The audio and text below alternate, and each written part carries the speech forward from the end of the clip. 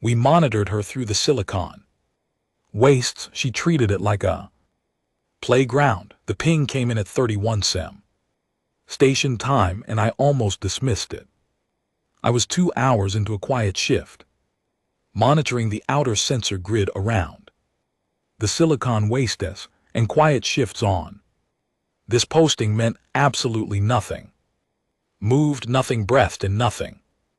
Survived long enough to register on my boards. That was the whole point of the Omega Red classification. The wastes did not need guarding, they guarded themselves. So when the biosignature alert blinked alive on screen 4, I leaned forward slowly, the way you do when you think something is broken, rather than when you think something is real.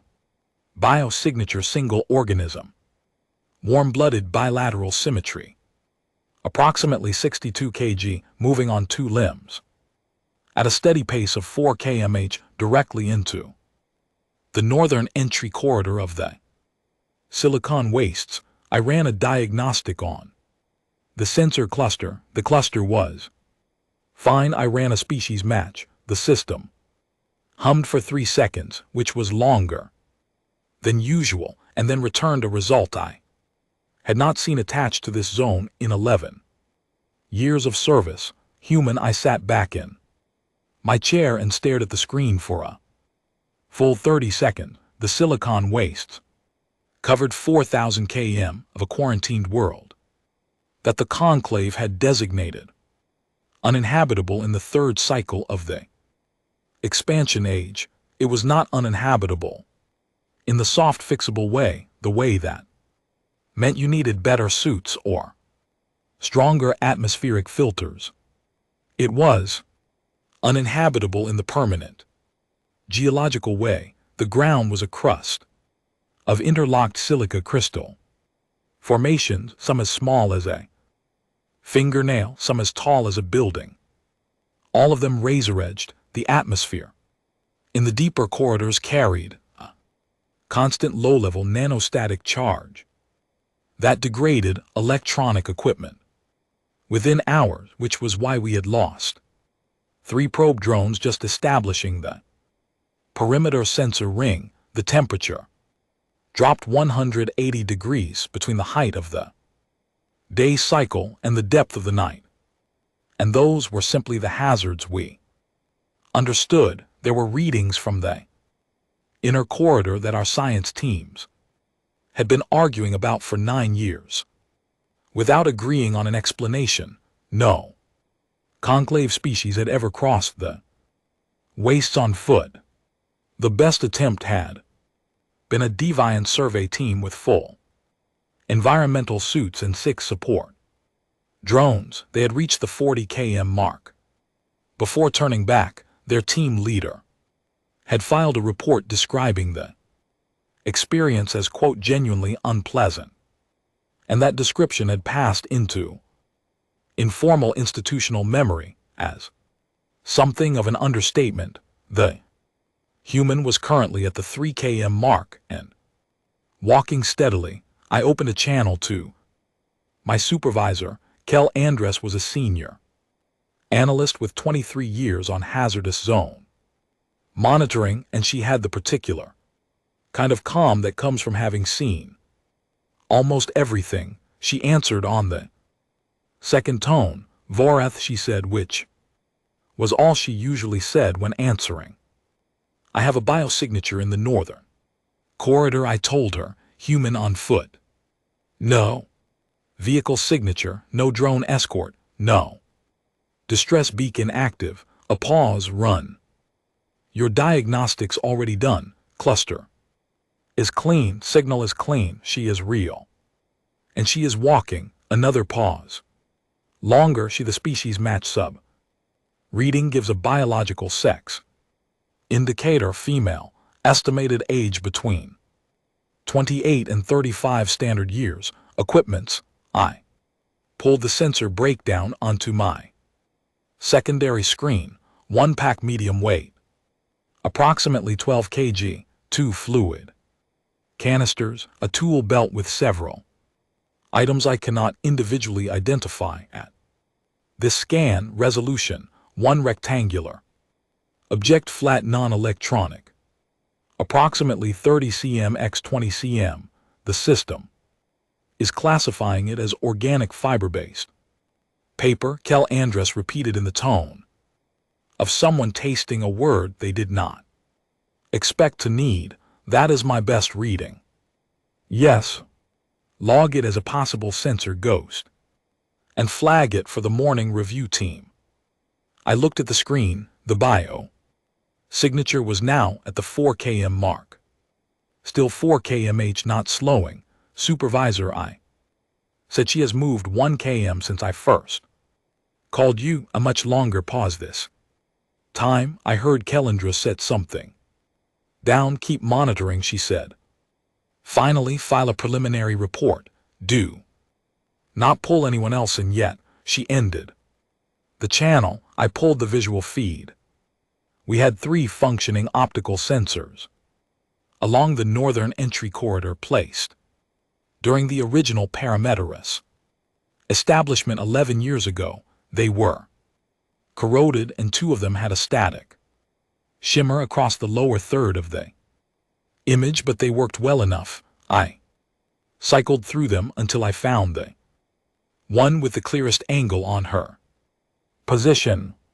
She was exactly as the bioig described, a human woman built lean, dressed in layered clothing the color of pale sand, with a wide-brimmed hat that she had tied under her chin with a cord.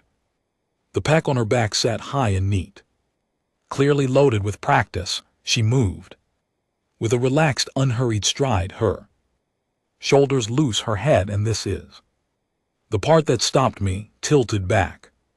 She was looking up the crystal formations along the northern entry corridor rose in staggered columns of white and pale gold, catching the early cycle light and breaking it into long, thin shards of color across the ground. I had looked at images of the wastes before. I had reviewed drone footage dozens of times. I had never thought of the formations as anything except obstacles and hazards. She was looking at them the way you look at something beautiful. Her pace slowed for a moment, not from caution but from attention. She turned a slow half circle, her gaze moving from one formation to the next, her chin still raised. Then she reached into a pocket at the front of her pack. Without looking down, pulled out a small rectangular device and pointed it at the tallest cluster of crystals to her left.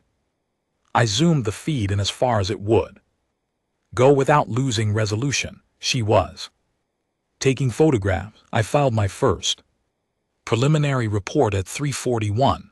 It read, anomalous organism, human female, entered the northern corridor of the Silicon wastes on foot under apparent own volition at 3:17.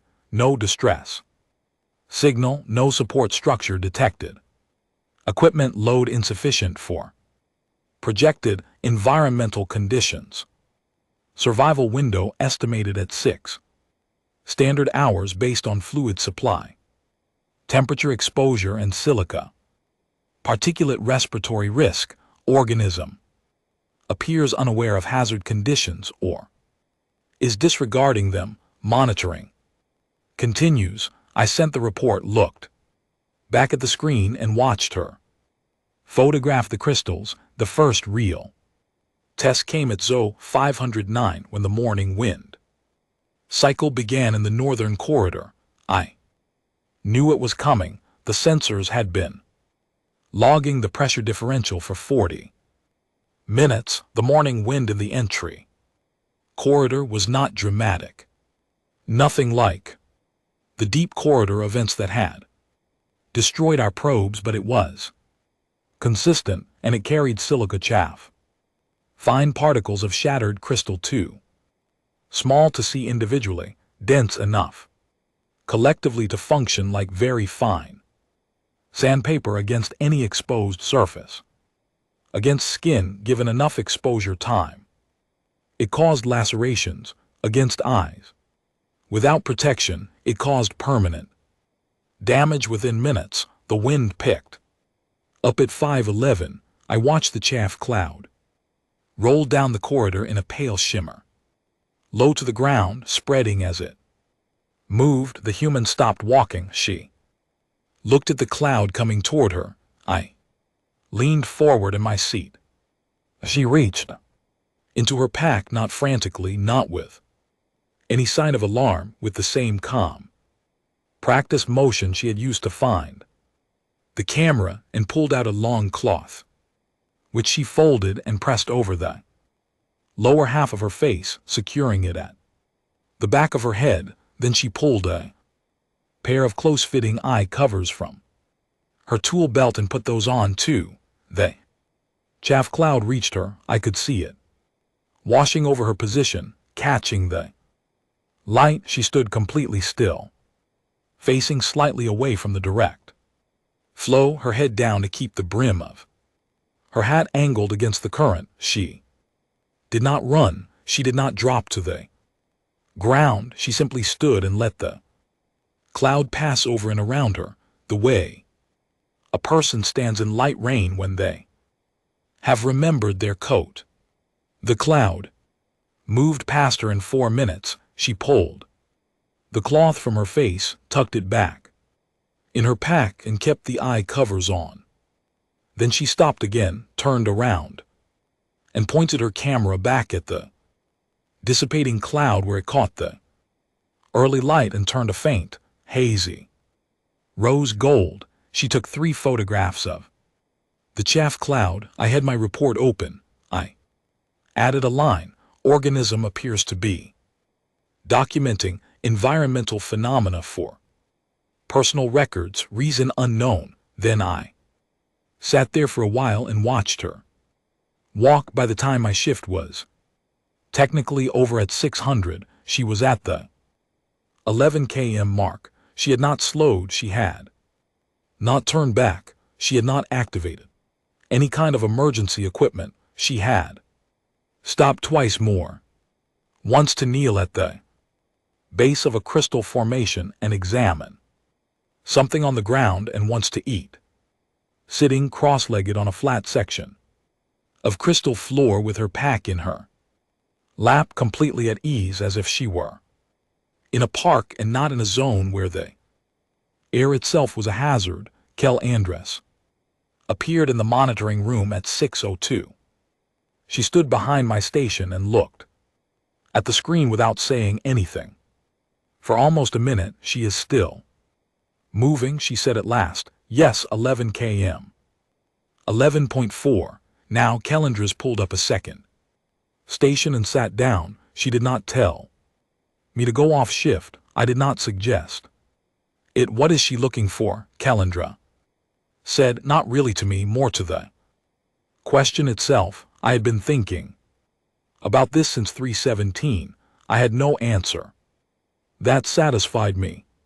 She was not following a marked route because there were no marked routes in the wastes. No one had ever needed to make them. She was moving with purpose, checking the flat paper, object occasionally, and adjusting her direction, which meant she was navigating deliberately rather than wandering. She had enough supplies for several days, not just a few hours, which meant she had planned to be here for several days. She was not lost. She was not in distress. She was not performing a rescue or a recovery operation because there was no one here to rescue or recover. She was simply walking through the most hostile terrain on a quarantined world, photographing things that interested her, eating her meals on crystal floors, and moving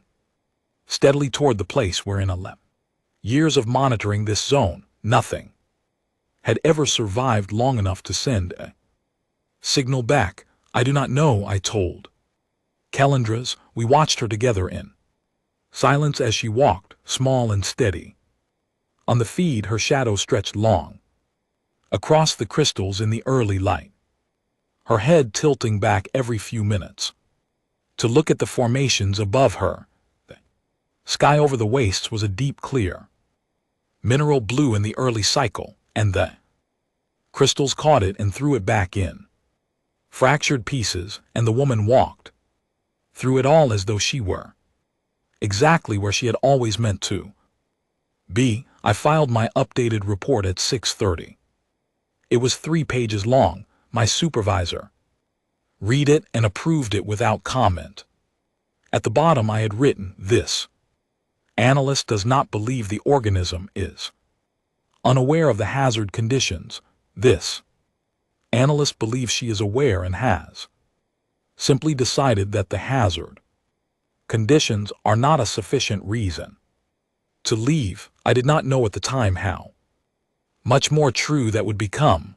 The second day I started keeping a separate log. It was not an official document. It was not something I planned to submit to the division or include in any formal filing. It was a private record, the kind of thing an analyst keeps when the official reports start to feel insufficient for what is actually happening. I had kept private logs before, mostly during long, boring watches when nothing moved, but those had been places to record observations about equipment performance or past the time with my own thoughts. This log was different. This log was about her. I named it the Nora file. I do not know where the name came from. The human had not identified herself in any way that our sensors could read. She wore no visible identification on her outer clothing. Her equipment carried no markings we could resolve at this scan distance. She was simply a woman in sand-colored clothes walking through a place that should not permit walking, but she needed a name in my notes because the human organism started to feel increasingly wrong for something. I was watching this closely, and Nora was the word that arrived in my mind one morning when I was writing and would not leave. So Nora, she woke before the light cycle shifted on day 2. I caught her moving at ZO 241 station time, sitting upright in the shelter she had made, a lean-to of reflective material from her pack, propped against a crystal formation and angled to trap warmth on the cold side. Cycle, she sat in the opening of it for what appeared to be a long time, doing nothing in particular, just sitting, looking out at the wastes in the dark. I had our low-light optical sensor repositioned slightly, a small adjustment barely worth noting in the equipment log to get a better angle. Her face, she was not afraid. She was not tense.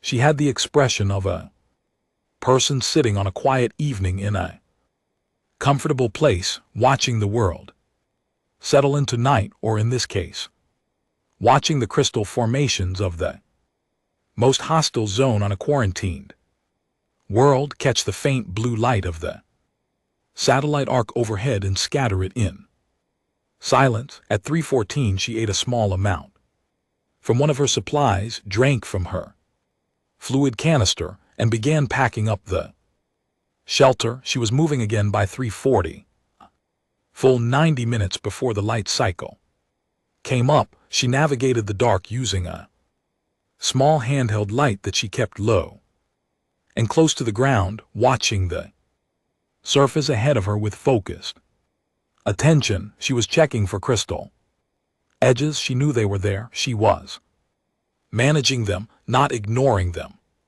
This was a distinction I came to understand better over the following hours. Nora was not reckless. That was the wrong word for what she was. She assessed everything. She simply assessed it and then chose to continue rather than turn back, which was a different thing entirely. It meant she had done some version of this kind of risk calculation before in other difficult places and had built up a body of experience that told her the risk was manageable. It meant she trusted herself in a way that was, from our institutional perspective, deeply irrational, and from her own perspective, clearly and completely reasonable. By mid-morning on day 2, she had reached the 43 km mark. This was significant. 40 km was where the Divian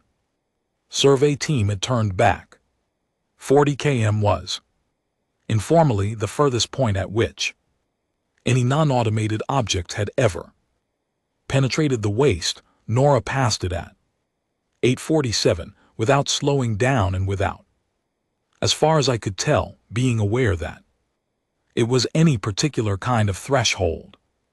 At 9:23, she encountered the razor lattice field. I knew the razor lattice was there. It appeared on every topographical survey of the northern corridor, a dense field of crystal formations that grew in intersecting arches low to the ground, interlocking at unpredictable angles, their edges sharp enough to cut through most standard protective materials on contact. The field stretched approximately 800 m across the corridor and could not be walked around without adding a full day's travel to the route. The Drevian team had identified it from a distance and noted it as one of the primary reasons they had stopped at 40 km. Getting through it would require either extremely high-quality equipment or an extremely careful approach, and even then, the risk of lacerations was assessed as near certain. Nora walked up to the edge of the lattice, stopped, and studied it for a long time. I mean, a genuinely long time. 11 minutes by the station clock. She stood at the edge and looked at the formations with her hands on her hips, tilting her head one way and then the other, crouching occasionally to examine an arch at eye level, then straightening and looking further in. She was reading the structure the way a reader moves through a page systematically, left to right, then back, then forward again. Then she put on a second pair of gloves from her pack, thick ones that went to her elbows, and she walked in. She moved slowly, very slowly. She had to chain direction, constantly stepping sideways, ducking under arches, occasionally going back and trying a different angle when a path closed off. Ahead of her, she trailed one gloved hand along the crystal edges, not gripping them, just touching, testing, measuring the clearance. It was precise work, and she did it with complete attention, completely calm, never rushing. Once she had to get down on her hands and knees to pass under a section where the arches were too low to stand. She did this without any visible frustration, moving through on her palms and knees, turning her head sideways to keep her hat from catching. It took her 47 minutes to cross 800 m. When she emerged on the other side, she stood up straight, brushed the crystal dust from her knees, and pulled off the heavy gloves. She checked her hands, no cuts that our visual sensors could resolve. She turned and looked back at the lattice field for a moment, then turned forward and kept walking. She did not celebrate. She did not pause for any length of time. It was not a triumph for her. It was simply a problem she had worked through and left behind. I recorded the crossing in detail in the official report, and even more detail in the Nora file. In the afternoon of day 2, she stopped and sat down against a large crystal formation and opened her notebook. I had been looking for opportunities to read what was in that notebook from the first day. The notebook was important to her. She returned to it often, wrote in it at regular intervals, and handled it with more deliberate care than most of her Other equipment, I had managed to position one of the corridor sensors to give me a better line of sight on her writing position, but the resolution was still not quite good enough to read the small handwriting reliably. That afternoon she wrote for approximately 20 minutes. When she closed the notebook, she tilted her head back and looked up at the crystal formations above her and said something out loud. Our directional audio sensor in that corridor was functional enough to capture the sound of her voice. Low, clear, speaking in standard common English, a language our translation systems handled easily. She said, "You are completely unreasonable, and I love you." She was talking to the wastes. I stared at my screen, then I added it verbatim to the NORA file and to the official report. The senior analyst who reviewed the official report the next morning sent me a short query asking whether I had perhaps misheard the recording. I sent the audio clip back without comment. On the morning of day 3, the storm came. Our atmospheric monitors had been tracking the system for 18 hours. Class 4 nanostatic event, building in the northeastern quadrant and rolling southwest through the mid-corridor zone. In conclave hazard assessment, Class 2 was the threshold at which remote probes received automatic recall instructions.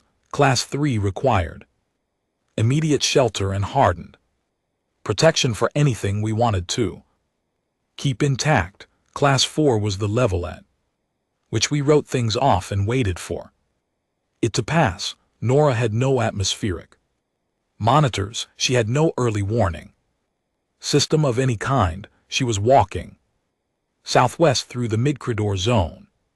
When the Class 4 event began its approach, I watched the front of the system build on my weather sensor array.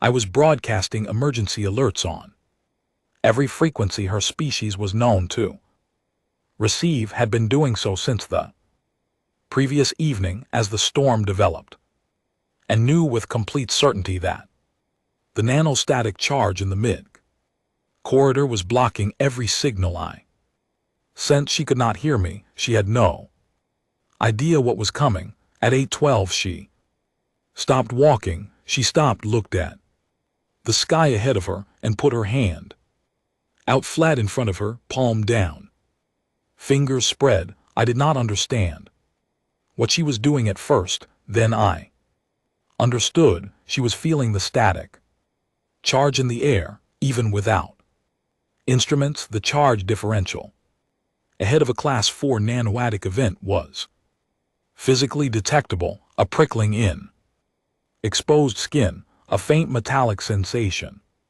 in the air. She was reading it with her hand. She stood like that for about 30 seconds, then she nodded once to herself, to the information her hand had given her, and looked around at the terrain.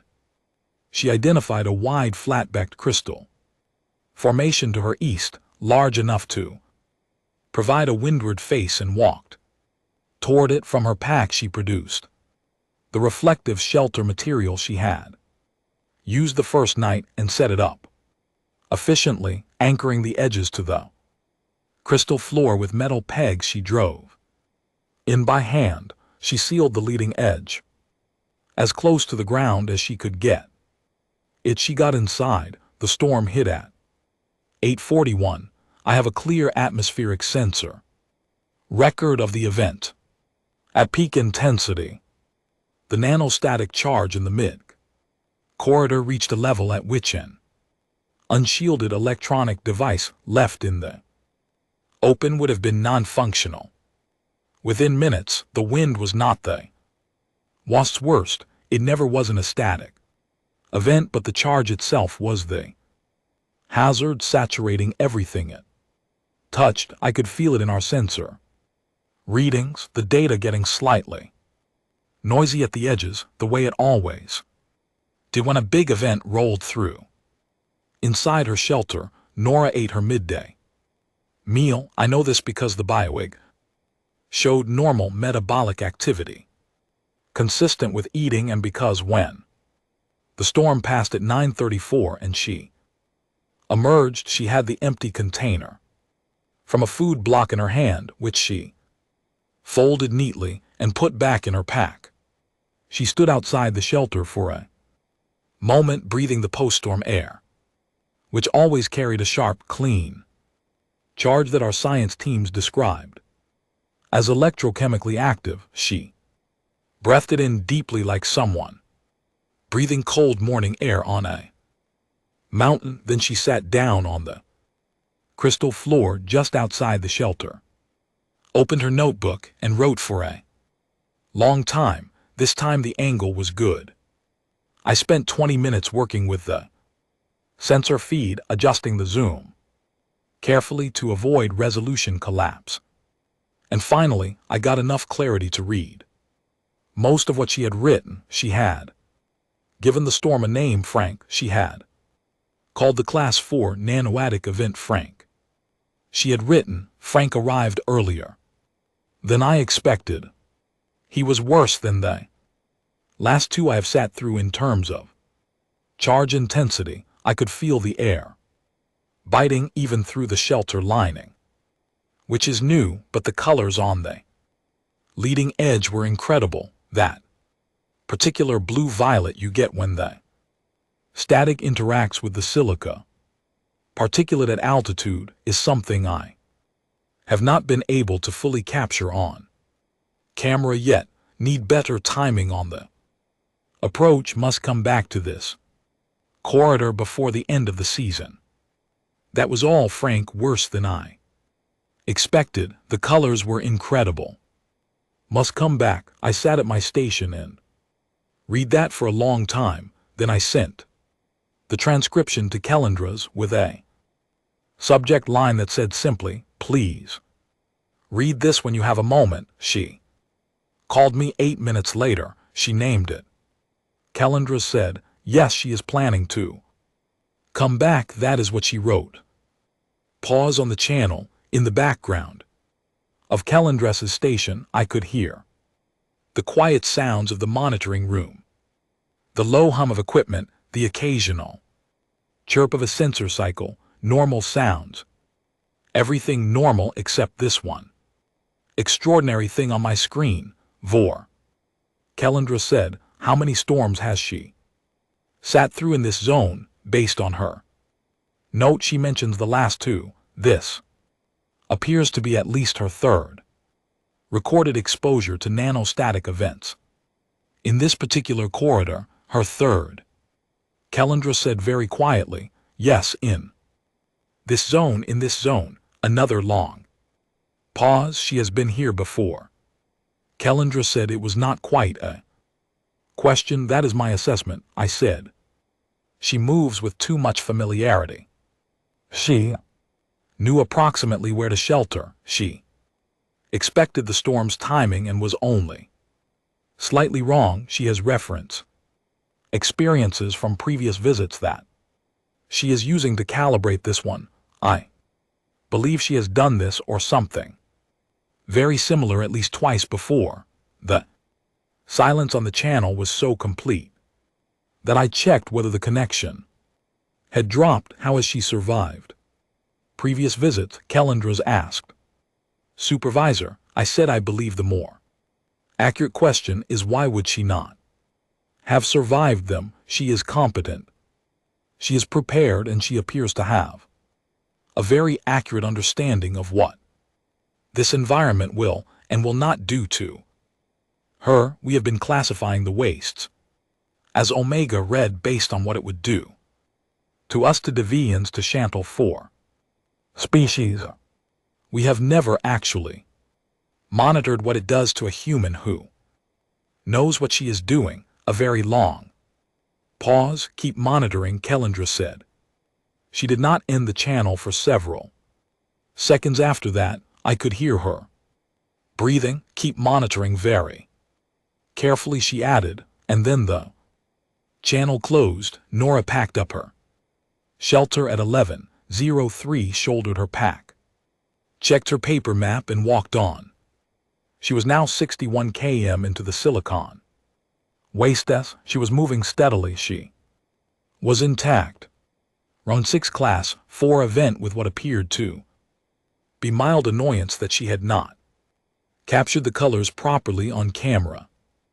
I updated my estimated survival window upward, then I deleted it entirely and replaced it with a note that read, "Survival estimation currently unreliable, continued monitoring recommended." At 14:47, she stopped at a small crystal pool, a flat depression in the crystal crust where overnight condensation had collected into a shallow mirror of still clear water. She knelt at its edge and looked at her own reflection for a moment, then she smiled, a real one, genuine, quick, the kind that appears and passes because the feeling that caused it is brief and private. I added it to the Nora file. By the end of day 3, she was at the 82 km mark, the official survival estimate for an unprotected organism. The silicon waste was 6 standard hours. She was 78 hours in. I had not gone home. Kellenders had not gone home. Neither of us mentioned it.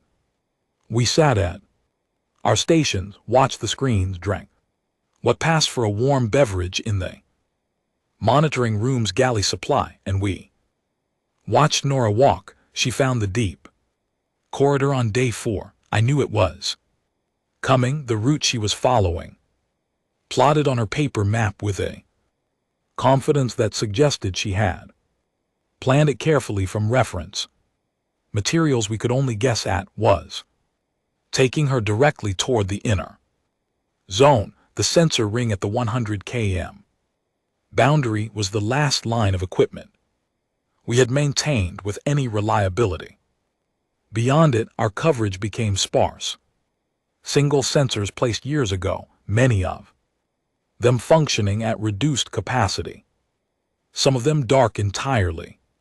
The inner corridor was a place where our monitoring capability fell off sharply, and we had never invested in improving it because there had never been anything in there to monitor. I started repositioning available sensors at 600. Rode on day 4 trying to build a reliable picture of the route ahead of her. 2 of the sensors I tried to activate from Dormsey did not respond. One gave me a corrupted image that our diagnostic routines could not clear. I was to get 3 functional feeds covering the approaches to the 100 km boundary, with a 4th position further, and it gave me a partial view of the transition zone. It was not much, it was all we had. Kellenders had brought in 2 additional analysts by day 4.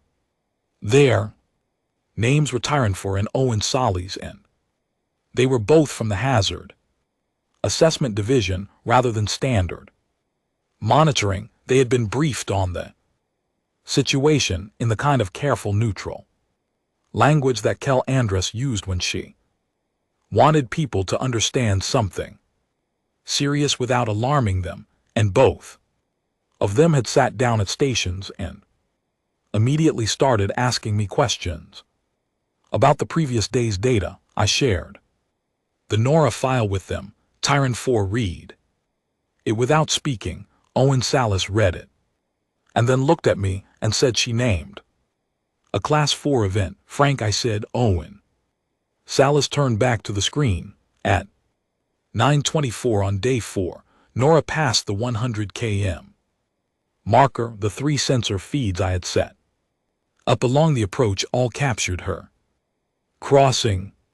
She was moving with the same steady pace, the same slightly forward tilt of attention, the same occasional pause to look upward at something in the formations. The crystal structures in the transition zone were different from those in the outer corridor, taller, denser, more irregular in their growth.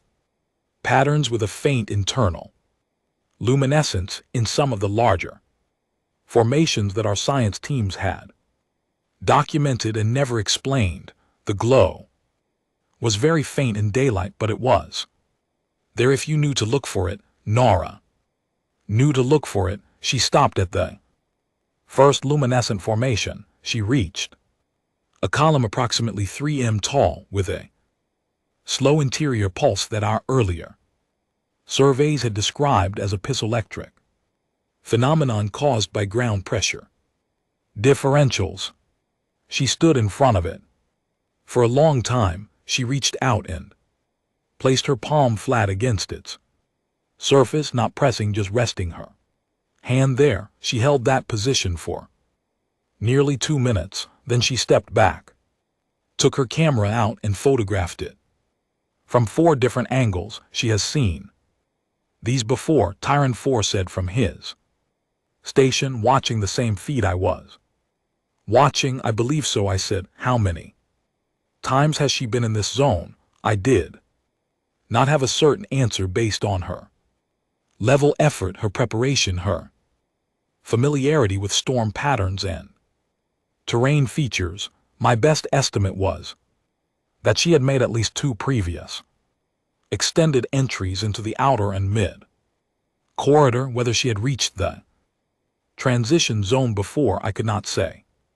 What I could say was that she was not discovering the luminescent formations for the first time. The way she touched the column was not the touch of someone encountering something new. It was the touch of recognition. At 11:04 she entered the inner corridor. The nanostatic charge in the inner corridor was significantly higher than in the zone she had already crossed. I watched my sensor readings become progressively noisier as she moved deeper, the data developing the characteristic edge blur that indicated charge saturation. She appeared to feel it. She slowed her pace, checked her equipment in a systematic way I had not seen her do before, confirmed that each item was properly sealed or stored, and then continued. She pulled the cloth back over her face. She adjusted her eye covers to a tighter fit. She moved with a fraction more deliberation than she had shown in the outer zones. She was still not afraid, but she was paying a different quality of attention. She was in a place that demanded more, and she was giving it more. That was all. The resonance hit at 1347. I had records of it from previous probe deployments, but those records were largely logs of equipment failure, the specific pattern of sensor degradation that occurred when something in the deep inner corridor emitted the low subsonic vibration we had classified as a geophysical phenomenon and labeled the resonance. We had never established its source with certainty. We had never gotten an instrument close enough to the origin point before it failed. The resonance was in the category of things we knew existed and had no adequate explanation for. What I did not know, what none of our science teams had ever known, because we had never had a living organism in the inner corridor to observe, was what it would do to a biological nervous system. Answer I learned at 47 was considerable. Nora stopped mid-stride. Her hand went to the side of her head. She stood completely still for several seconds.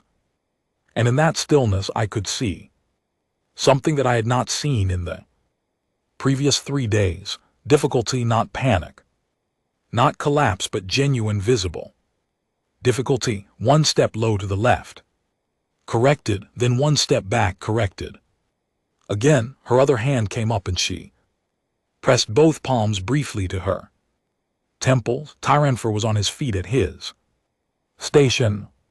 Owen Salas had gone very still. Kel Andress, who had been reviewing documentation at a side.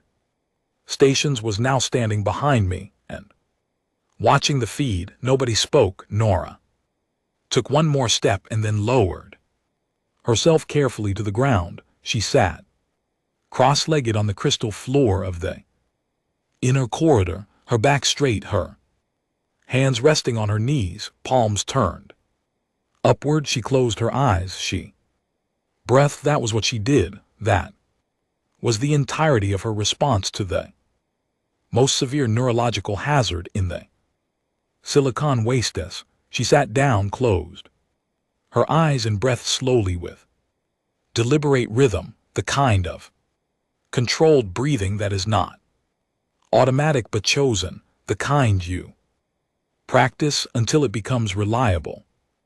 Under stress, the station clock ticked. 1 minute, 3 minutes, 7 minutes. What is she doing? Owen Sala said softly. She is managing it, I said, though I was not entirely sure I was right. She is doing something with her respiration and her posture that is reducing the neurological impact. There may be a human physiological response to subsonic interference that we have not previously documented, or she has learned a method of managing it. Learned it where? Tyremfer said. I had no answer. 14 minutes after she sat down, Nora opened her eyes. She remained still for another 30 seconds, taking too long. Slow breaths. Then she placed her hands on the crystal floor and pushed herself carefully upright. She stood, adjusted the pack on her back with a small shrug of her shoulders, and looked forward. She walked on. The remaining 3 people in the monitoring room exhaled at almost exactly the same moment.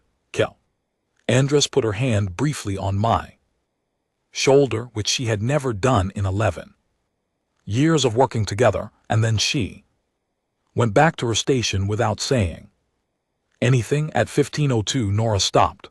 The 4th sensor I had positioned, the one that gave me a partial view of the deep inner corridor, was functioning at approximately 60% capacity due to the charge saturation at that depth. The image was compressed slightly, fragmented, missing detail in the upper range of the frame, but it was enough.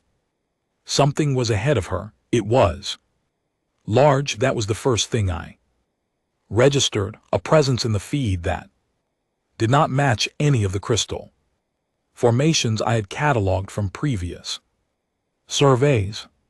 It was moving slowly with a kind of settling weight, the way something large moves when it has no particular urgency, but its mass alone requires acknowledgement. It occupied a significant portion of the available visual field, and my sensor was not positioned to capture its full extent. What I could see was enough to tell me that we had been wrong about something fundamental. The resonance was not a geophysical phenomenon. Whatever was in the deep inner corridor of the silicon waste had been producing it, and it was moving toward Nora. I was broadcasting emergency signals on every frequency. All of them were blocked by the charge saturation. My hands were doing things at the console out of instinct, rerouting power to the sensor, trying to improve the image quality, attempting to ping relay equipment further into the corridor that I knew was not functioning. None of it changed anything. Nora stood completely still, looking at the thing ahead of her. It was close enough now that she could see it clearly. Whatever it was, I could not resolve the full detail from my sensor.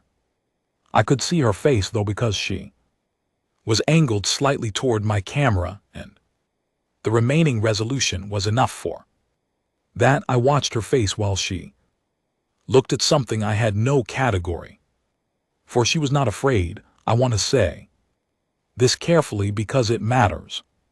This was not the same absence of fear I had observed earlier in the waistess when she had navigated the razor lattice or sheltered through Frank or walked on. After the resonance sat her down, in all of those moments, the absence of fear made a kind of sense. She knew those hazards or had learned them or had a plan for managing them. This was different. This was something none of us had ever seen from any species in any documented encounter log. She was looking at an unknown organism of enormous scale in the deepest, most hostile zone of a quarantined world, and her face held an expression that I spent a long time searching my translation databases to name correctly. It was the expression of someone who has found something they were looking for and is now considering how to approach it with appropriate care. It was the expression of introduction. She tilted her head to one side, a gesture I had seen her use twice before when studying crystal formations from a new angle, and continued to look at the thing in the deep corridor. The resonance changed. It had been a constant low pressure since 1347, steady directional, emanating from the inner corridor and washing outward. Now it shifted, not in intensity but in character. There was a rhythm to it. Suddenly a pulse, not mechanical but structured. The pattern held for several seconds, changed, held again. Nora's head came up. She reached slowly into her pack and withdrew the paper map. She spread it on the crystal floor in front of her, which at another moment I might have found absurd. That her response to an encounter with an undocumented, enormous organism in the most hostile zone on a quarantined world was to check her navigation reference. But I was beginning to understand that with Nora, the gesture was not absurd. The map was the way she oriented herself. It was how she confirmed Clear's throat where she was and what that meant. She looked at it, found her position, looked back up at the thing ahead of her. Owen Salas was on a secondary channel to the first encounter division. I could hear him speaking in low, urgent tones, trying to describe what we were seeing in the vocabulary that hazard monitoring analysts use, which was entirely inadequate for this particular moment. Tyran 4 had gone completely silent and still, which I had learned was how he processed things that fell outside his existing frameworks. Kellendra's was standing directly behind me, both hands on the edge of my station console. On screen, Nora folded the map, put it back in her pack, straightened up and looked at the creature in the deep corridor. Then she raised one hand, fingers loose and easy, and moved it in a short upward wave, the human greeting gesture, simple, open, unhurried. She just Salas stopped speaking into his. Elsa, I said.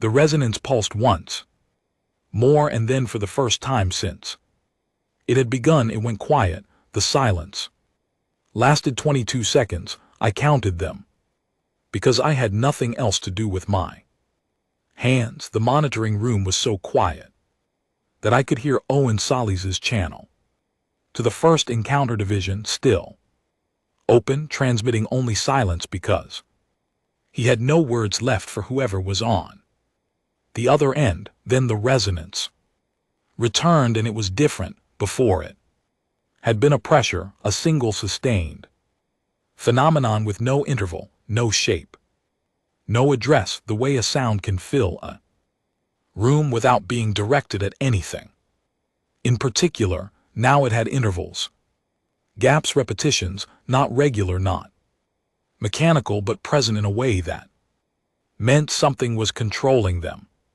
Something was choosing when to pulse and when to hold, the way a voice chooses when to speak and when to wait. It was listening to itself speak, I pulled the acoustic analysis tool out of our monitoring kit.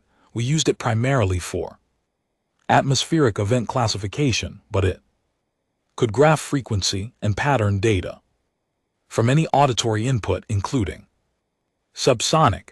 The resonance was below normal hearing range, but the sensor had been calibrated to capture it from the time the wastes were first surveyed. I fed the current data into the tool and watched the graph generate. It was structured not in the way that weather patterns are structured, with the fractal repetition of physical forces, structured in the way that language is structured, with units, with pauses, with something that looked on a graph like the rhythm of intention. Tyrant 4 was looking at the same data from his station. He was from a species with a deep cultural history in xenoacoustic research. His people had made initial contact with 3 other species using sound rather than light or chemistry, and he had training in acoustic pattern analysis that I did not have. He said nothing for a long time. His expression was one I did not have a category for. Then he said, that is a call and response structure. I looked at the graph. I looked at Nora on the feed. She had her notebook open. She was kneeling on the crystal floor, the notebook on her knee, and she was listening. Her pen was moving occasionally, short marks, patterns, but something she was capturing, but mostly she was listening. Her whole body angled toward the source of the resonance, her head tilted slightly, every part of her paying close attention. The resonance pulsed in a sequence, held, pulsed again in a different sequence, held. Nora put the pen to the crystal floor. She tapped. The sound our audio sensor captured was small and precise, the soft percussion of a knuckle against crystal, repeated in a rhythm that mapped loosely to the second pulse sequence from the resonance. Not identical, approximate, the way you approximate a sound you have heard once, trying to reproduce the shape of it with different instruments. The resonance went quiet, a pause that lasted 9 seconds, then it pulsed again. The same sequence Nora had tapped, her version of it reproduced in the deep sub-bass register of whatever the creature used to generate the sound, but not identical to her reproduction.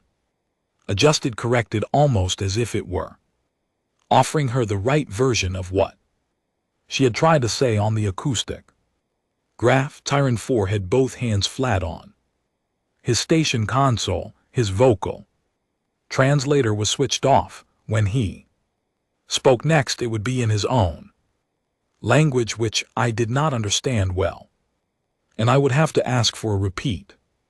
But I understood enough to know that the sound he made then quietly, without directing it at anyone, was a sound his species made in the presence of something overwhelming. Nora listened to the corrected pulse, then she tapped it back. Her version was closer this time. The resonance responded immediately. What followed over the next 6 hours was something I can describe in technical terms without any difficulty.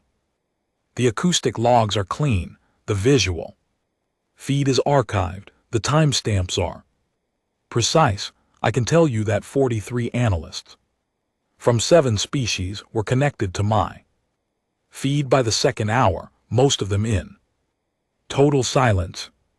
I can tell you that the exchange between Nora and the creature developed across the full 6 hours with increasing complexity, shorter response interval, longer sequences, moments where both parties were in overlapping communication rather than strict alternation. I can tell you that our xenolinguistics team patched in at hour 3 classified the exchange as a proto-communicative event of the highest research significance, what I cannot describe adequately in technical terms is what it felt like to watch. There is a category of experience that falls outside the vocabulary of official documentation. I had encountered it before in long monitoring watches when the stillness of a hazardous zone produced something that felt less like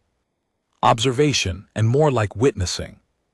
But nothing in 11 years of monitoring had prepared me for 6 hours of watching a human woman kneel on the crystal floor of the most hostile zone on a quarantined world and teach herself to speak to something that had been here alone since before our instruments existed. She was patient in a way that seemed to have no floor to it. When a sequence she tapped was not reflected back to her, she did not try the same sequence again, louder or faster. She tried a variation, a different angle on the same shape, the way you try different words when the first one does not land. When the creature offered her a correction, she accepted it immediately and built from it rather than insisting on her own version. She made mistakes and moved past them without visible frustration.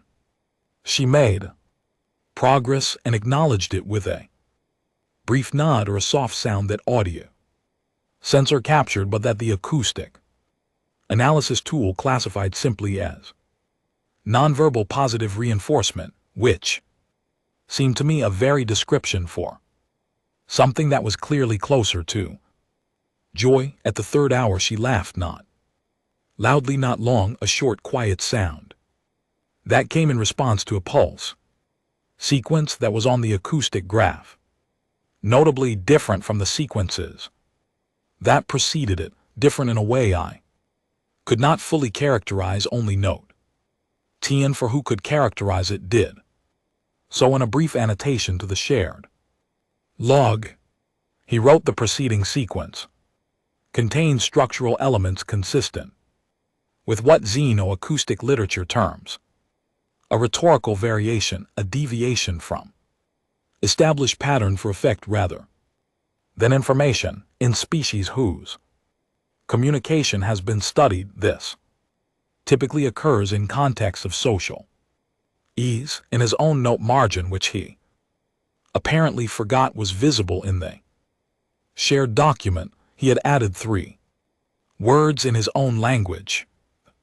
Translation came back as something close to it as playing. At the end of the 6th hour, Nora stood. She gathered her notebook carefully, checked the pen was secured, and tucked both items away in her pack. She straightened the pack on her back. She looked at the creature, or in the direction of it, since the full extent of what was there was still beyond our sensor resolution, for a long moment. Then she bowed her head, a short, deliberate forward inclination, her gaze going briefly to the ground. It was a gesture that appears across many human cultures in varying forms, but its core meaning is consistent. It acknowledges the other party. It says, "You are real to me, and this mattered." Then she turned and walked back the way she had come. The creature did not follow resonance, which had been the active back and forth of a conversation for 6 hours, went still. 11 minutes later it pulsed once, long and low and without intervals, a single unbroken tone that lasted for nearly 4 minutes. The xeno acoustic specialist on my channel, woman named Dr. Ellie Marsh from the University of Conclave Research Station 7, stopped speaking mid-sentence. She had been talking to me for the past hour about measurement methodology and classification frameworks. She stopped, and I could hear her listening, and after a long time she said very quietly, "That pattern is a closing signal." I asked her to explain. She took a moment. In acoustic communication systems across multiple species, there are recurring structural elements that mark the end of an exchange. They vary in form, but they share certain properties: length, fall-off pattern, the absence of interval markers that would indicate continued dialogue. What just came through the sensor fits those properties very closely. She paused. Again, it is the acoustic equivalent of a goodbye. I sat with that for a while. It knew she was leaving. I said yes. Dr. Marsh said, it appears that it did. I found Nora on the outer corridor. Sensors at 2219, walking by low light. Steady pace, no visible difficulty. The neurological impact of the resonance had apparently resolved at some point during the 6-hour exchange, perhaps in the course of sitting with it long enough for her nervous system to adapt, perhaps through the same controlled breathing management she had used when it first hit her. She moved through the inner to mid-corridor transition without slowing. Rechecked her paper map at the 70 km marker, adjusted her heading slightly northeast, and continued. I filed my 4th day report at 2300. It ran to 41 pages. In the summary section, where I was required to provide a concise operational assessment, I wrote, the silicon wastes contain an intelligent organism of unknown species and significant cognitive capability. This organism has not been previously documented in conclave records. It is the source of the subsonic phenomenon. Classified as the resonance, it initiated communicative contact with a human subject on day 4 of her presence in the wastes. The exchange lasted 6 hours and demonstrated structured reciprocal communication with increasing complexity over the session. The subject exited the inner corridor voluntarily and in good health at approximately 2200. Then I stopped writing for a moment. Then I added, this analyst would like to note for the record that the subject conducted this encounter without any institutional support, any formal linguistic preparation, any scientific equipment beyond a notebook and pen, and any prior knowledge of what she would find in the inner corridor. She approached an unknown and potentially dangerous organism with patience, care, openness, and what this analyst can only describe as good faith. The outcome of that approach appears to have been a successful first communicative exchange with an intelligence that has had no previous documented contact with any conclave species. I sent the report. Keelandress read it. She called me at 2347. Vorath, she said, supervisor. What are humans? It was the same question she had asked me before, after the storm, after Frank, but it felt different now. Before, it had been rhetorical, the kind of question you ask when the data has outrun your frameworks. Now it felt like a genuine inquiry, like she actually wanted an answer. If I had one. I thought about it carefully. I have been watching one human for 4 days. I said that is not a sufficient sample for broad conclusions. But based on what I have observed, I think humans experience the universe as a place that is full of things they have not been introduced to yet. I think they find that prospect interesting rather than frightening, and I think I paused. I was not sure how this part would sound in an official context, but Keelandress was not asking in an official context. I think they extend something to the unknown that most of our species reserve.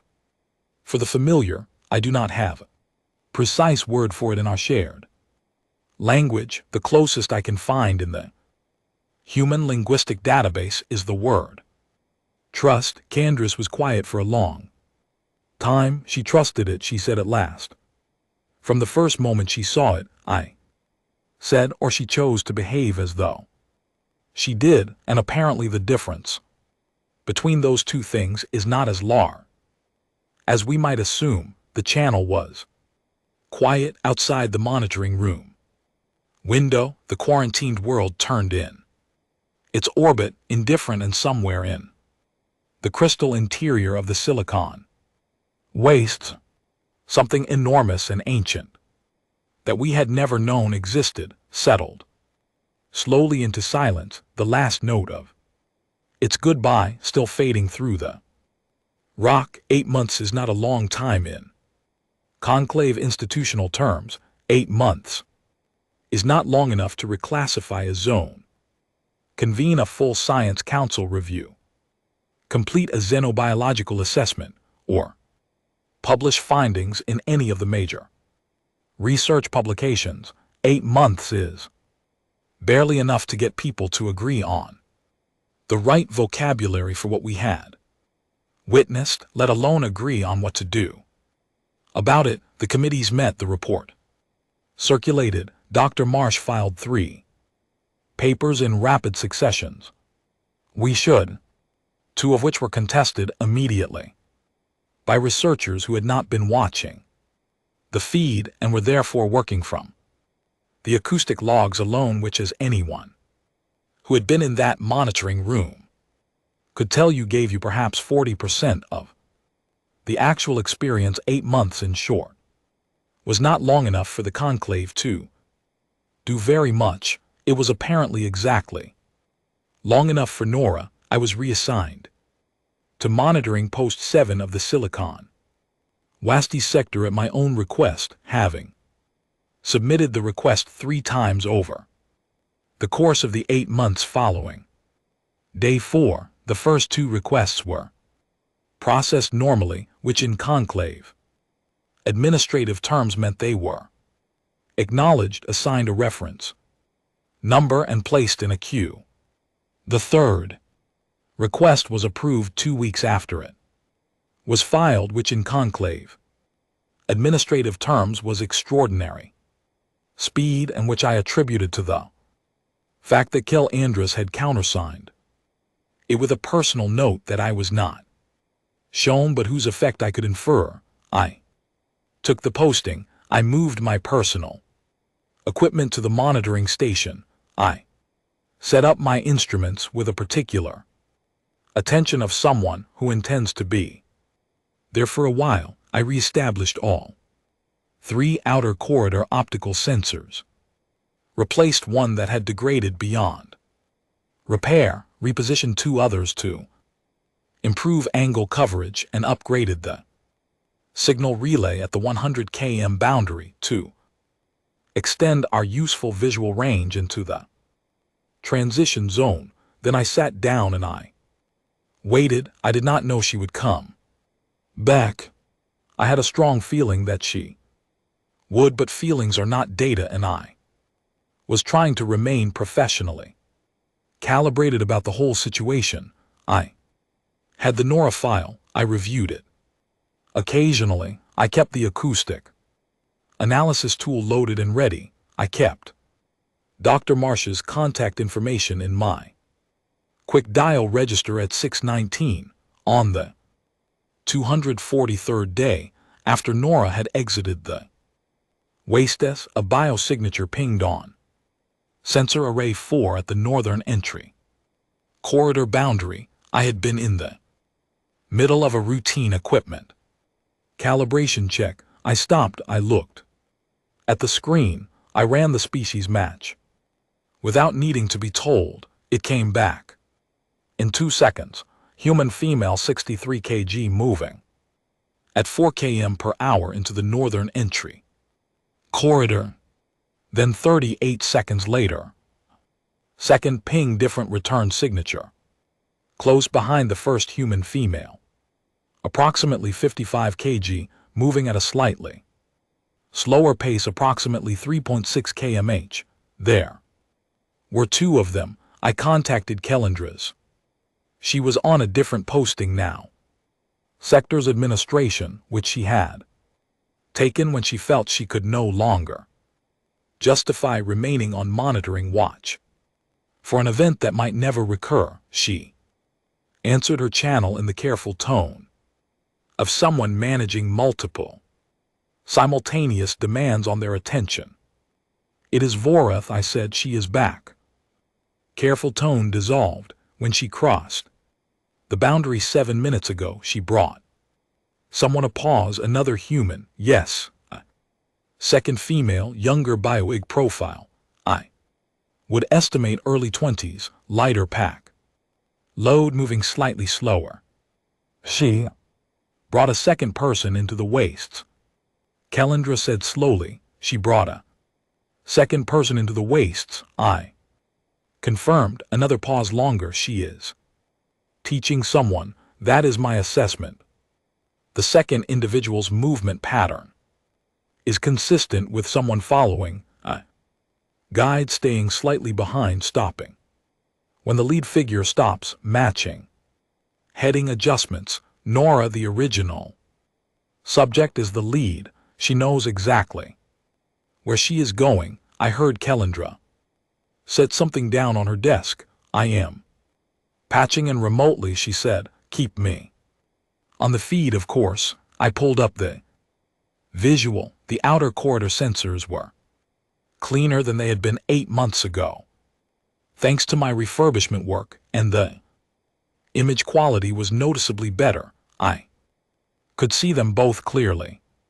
Nora in front, moving with the unhurried certainty I recognized immediately, and behind her, a younger woman with a shorter stride in a pack that sat slightly too high on her back, the way a pack sits when someone is still learning exactly how to load it. The younger woman, I would name her later in my private log as Clara, because the same phenomenon that had given me Nora simply gave me Clara without asking. Had stopped walking. She was standing at the edge of the first crystal cluster and looking up at the formations with her mouth open. Nora stopped a few meters ahead, turned back, and said something. The audio sensor in the outer corridor was one of my better maintained ones, and it caught the words clearly. "I know." Nora said. "I know. Give yourself a moment. You will want the image to settle before you try to photograph it. Otherwise, you will spend the whole first hour taking pictures of things that look better in your memory than on camera." Clara said something back that I could not fully catch. It was low and somewhere between awe and laughter. The columns in the midsection are taller, Nora said, and they catch the afternoon light in a completely different way.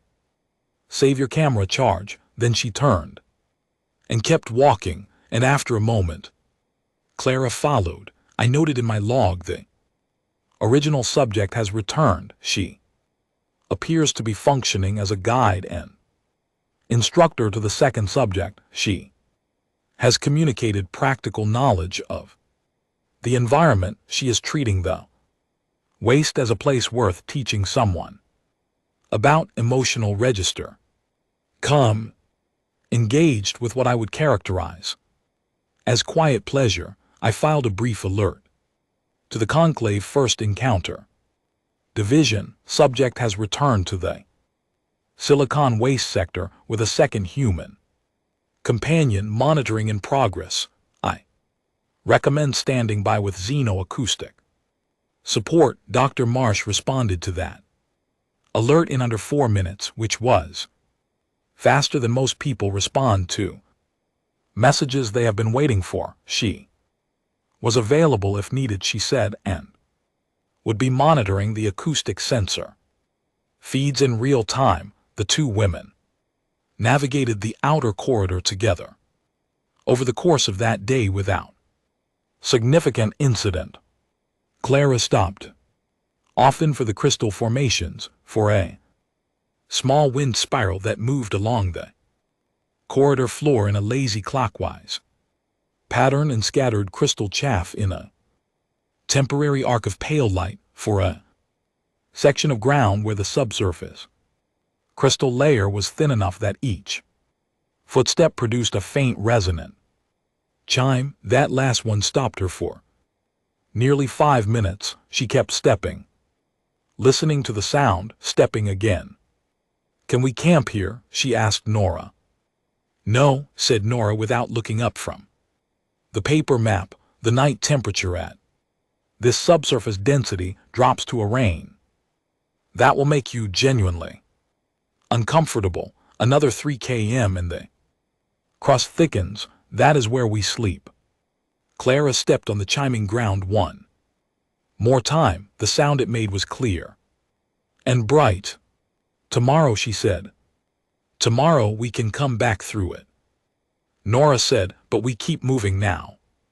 Clara followed. On day 2 they reached the razor lattice field. I watched Clara's face when she first saw it, that dense interlocking architecture of crystal edges that Nora had taken 47 minutes to cross 8 months ago. Clara's expression cycled through surprise, then careful assessment, then the beginning of something that might have been doubt about her own ability to get through it. Nora was already at the edge, checking the entry point she had used before. "Watch where I put my feet," she said. "Do not try to find your own path through. Follow mine exactly until I tell you otherwise. When I crouch, you crouch. When I stop, you stop. If you feel an edge catch on your sleeve, tell me, and do not pull free without me checking the angle first. Are you ready?" Clara rolled her shoulders back. "Yes." "You're going to be fine," Nora said. "I have been through this 4 times. The trick is patience, not strength. It does not want to hurt you. It just wants to exist, and it does not know you are there." Clara looked at the razor lattice, then she looked at Nora. "It doesn't know I'm there," she repeated. "That is how I think about it," Nora said. "It makes the navigation easier." Go. They crossed in 41 minutes, 6 minutes faster than Nora's previous time without incident. On day 3, 2 things happened. The first was the storm, a Class 3 nanostatic event smaller than Frank but fast and close. I caught it on the atmospheric array with only 90 minutes of lead time and broadcast warnings immediately, knowing the signals would not get through, but Nora had already found it on her own. I watched her stop at 11:24, stand in the open corridor with her hand extended flat at arm's length, reading the charge differential in the air. She turned to Clara. "We have maybe an hour," she said. "Probably less. There is a good shelter. Position 200 m east. We move now, and we move quickly." "How do you know?" Clara asked. "Feel the air," Nora said. "Right now feel it." Clara extended her own hand, palm down, fingers spread, the way Nora had shown her. She was still for a moment. "Yes, I arise." Oh, move." They were sheltered and secured 17 minutes before the storm arrived. When it passed Clara's notebook, she had one, too. Clara, smaller than Nora's, but already well-used based on the thickness of its pages, came out, and she wrote something with focus speed. Nora sat beside her and looked at the sky, which was doing what it always did after a static event, cycling down through colors that were not in the standard atmospheric register, and she did not write anything. She just looked. "What do you call that one?" Clara asked. "Pen."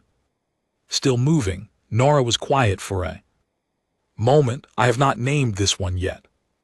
It was not on my list. It can be mine," Clara said. Nora looked at her, then back at the sky. "All right," she said. "It can be yours." The second thing that happened on day 3 was what it meant in context. The resonance began. Not at 1347, not in the inner corridor, not anywhere Nora and Clara had yet reached. It came from the direction of the inner corridor, moving outward, a low, long pulse rolling through the waist like a sound the ground itself was making, and it reached the mid-corridor zone where they were sheltering at 1802. I checked the acoustic logs from 8 months ago. I cross-referenced the frequency, the pattern, the interval structure. I ran the comparison twice. It was not the closing signal from 8 months ago played in reverse. It was more complex than that, longer, with structural elements that Dr. Marsh, who was already on the acoustic feed when it started, said she had not seen in the archived data from the previous encounter. She took 8 minutes to analyze it. Voreth, she said at last, I am here. That is a greeting. I waited, not a generic acoustic marker, she said, her voice careful with the weight of what she was saying, not an ambient signaling event. It is addressed. The structural markers I am seeing are consistent with a directed communicative signal, greeting sent to a specific recipient, rather than broadcast to the environment. It remembered her Voreth. It has been here for 8 months, and it just heard her footsteps on its crystal ground, and it sent a greeting. I did not say anything for a moment on the feed. Nora had gone completely still when the resonance started. She was sitting upright, hands flat on her knees, her eyes open, and her face turned in the direction of the inner corridor.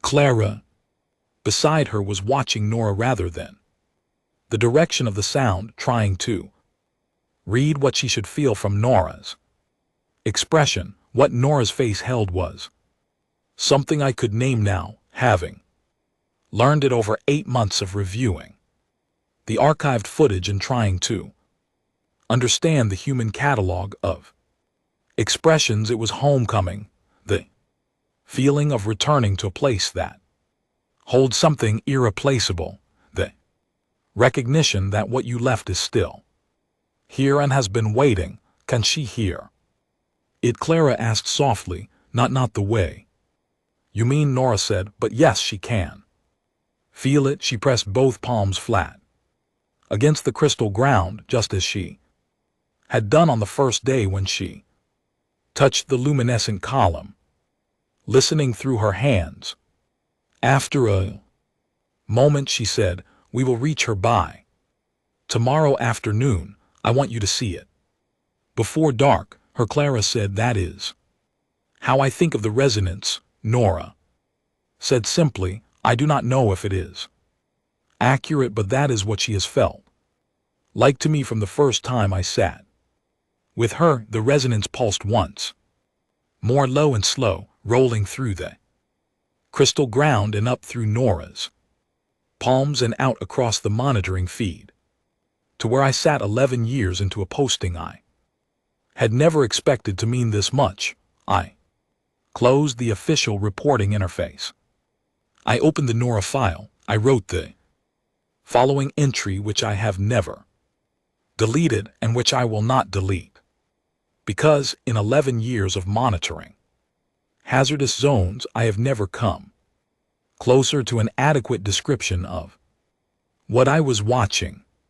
She came back. She pre-brought some to show it to the creature in the deep corridor is greeting her from more than 300 km away, because it knew she was here before she reached the boundary of its range. It has been keeping a kind of record too, in whatever way, an organism that ancient and that large keeps records. It knows her. She taught it something about the world outside the wastes, and it has held onto that for 8 months in a place where nothing else lives. I do not have language for what this means about humans. I have been trying to build that language since the day I first saw her biosignature ping on my screen and thought it was a sensor error. What I have so far is this: most species learn over time to classify the universe accurately. We identify the hazardous and we avoid it, identify the useful and we take it, identify the unknown and we file it for later review. This is rational. This is how you survive. Humans do something else. Humans walk into the classified hazardous with a paper map and a camera and a notebook. And they sit down in the middle of it. And they listen. They name the things that nearly kill them. They bring their friends back to see the beautiful parts. And they find not always, not easily, but with a frequency that our data cannot explain, that the thing in the dark at the end of the corridor was not waiting to harm them. It was just waiting.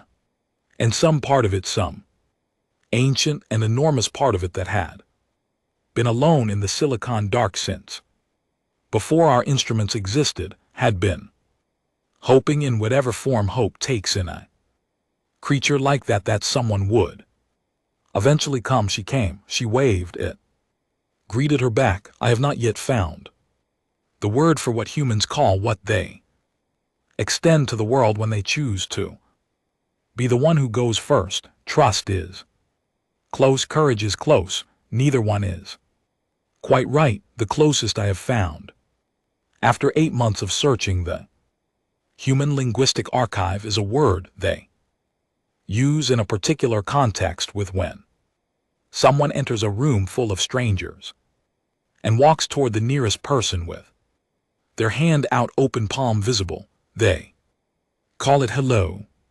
Late in the afternoon of day 4, I was watching the feed when Nora turned her head for a moment and looked directly at the sensor I had repositioned 8 months ago and had not moved since. She could not see it. Housing was corroded and the sensor lens was recessed behind a crystal outcrop.